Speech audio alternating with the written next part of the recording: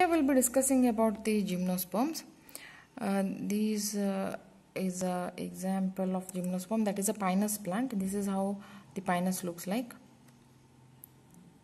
Leaves of the pinus and cone of the pinus. This is cycas. Megasporophyll in case of cycas. This center part, this is megasporophyll. This is a male cone of cycas. This is a male cone of cycas. This is the cycas plant. So cycas, pinus, these are a very good example of gymnosperms. To begin with a general account on the gymnosperms, Theophrastus was the first who coined the word gymnosperm. Gymno means naked, whereas sperm means a seed. So these are the naked seed plant, where there is a complete absence of fruit wall and fruit. Formation of fruit is also absent. Actually, these are the limited edition plant, found majorly in the colder regions. So we can make out here.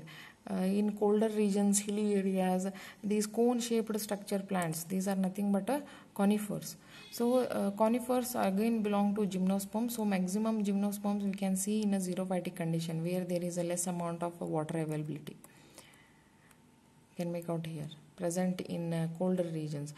These are even called as xerophyte. Why? Because they have got some special adaptations, like presence of the leaves which are needle in shape.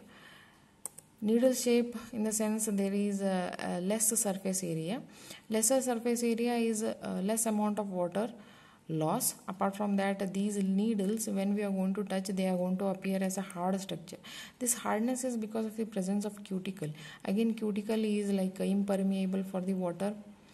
Apart from these, they have got the sunken stomata, which is helpful in reduction of the water loss. So sunken stomata, presence of the cuticle, apart from the leaves, are modified into needle shaped structure by reducing the surface area. All these conditions are helpful them to lead life in less amount of water. So these are the xerophytic adaptations, make them to survive in these regions. Now, speaking about the vascular bundle, from after pteridophytes, these are the plants which have the vascular bundles. Now, vascular bundle is conjoint, collateral, and open kind. As we all know, that is, it is CCEO. CCEO is conjoint, collateral, endark, and open type. We can remember this as a CEO. Prior to CEO, you just add on the C. So it will be CCEO. C stands for collateral, that is xylem and phloem present in the same radius. Conjoint, phloem towards the periphery, that phloem is facing towards the periphery, and xylem towards the center, that is conjoint. Endark is a metaxylem, where exactly metaxylem and where exactly protoxylem are placed. When metaxylem is present towards the periphery and protoxylems towards the center, such kind of a condition is endark. Open. Now open is, if we are going to consider this as a structure of a xylem and phloem, there is a presence of a vascular bundle in between phloem and xylem.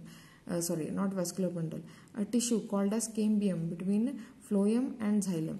This, when the cambium is present between phloem and xylem, such kind of a vascular bundle is open type.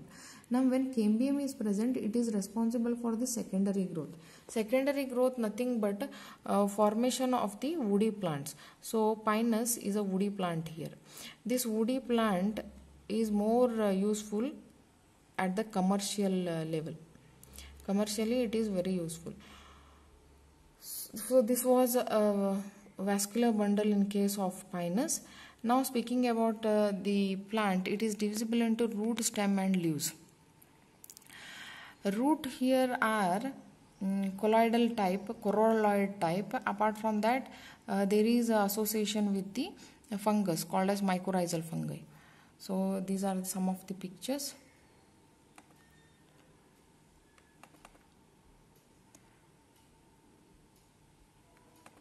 This is association of the pinus root with the mycorrhiza.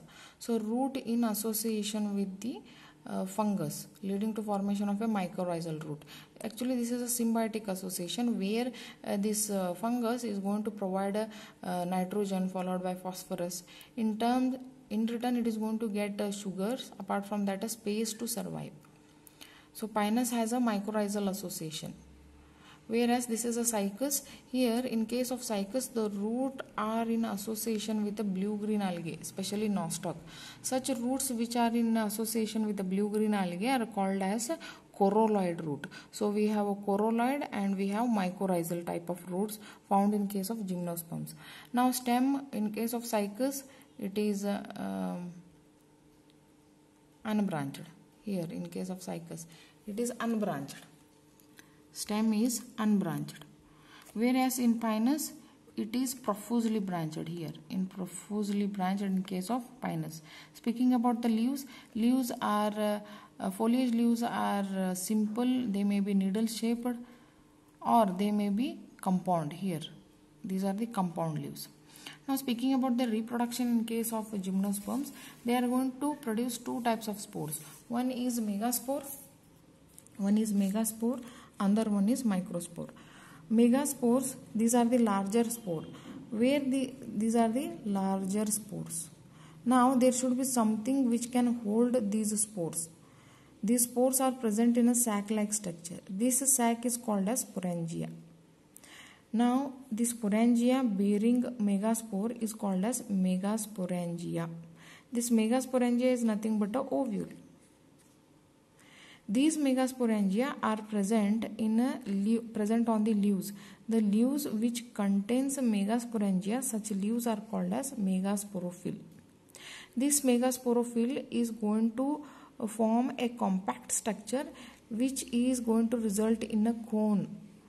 That cone we are going to consider as a female cone or strobile. But in case of cycas, this is a cycas plant. In case of cycas, there is an absence of a female cone. Here megasporophyll won't form a compact structure. They will be lying somewhat like this. So there is a no cone formation in case of female cycas. So these are the megasporophyll of female. This is the male cone.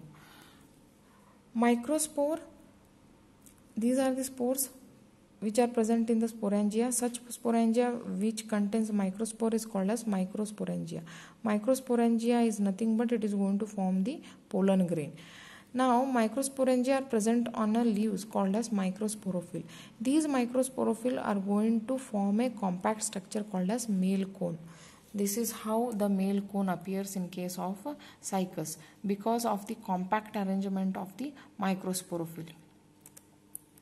Now microspore are going to germinate and produce the male gamete, which is ultimately going to form the pollen grains. So pollen grains are formed from the microspore. Now we have told that megasporangia, in case of a megaspore, is going to form a megasporangia. This is nothing but an ovule. This ovule is made up of a tissue. This tissue is called as nucellus, not nucleus. Nucellus. Nucellus is a diploid tissue, diploid in nature. This nucellus is going to act as a megaspore mother cell, which is going to undergo meiotic division, leading to formation of a megaspore, one functional megaspore, which ultimately results in nothing but a archegonia. Archegonia containing the egg cell, that is a female gamete. So the male gametophyte are going to form the pollen grains. These pollen grains are again haploid in nature.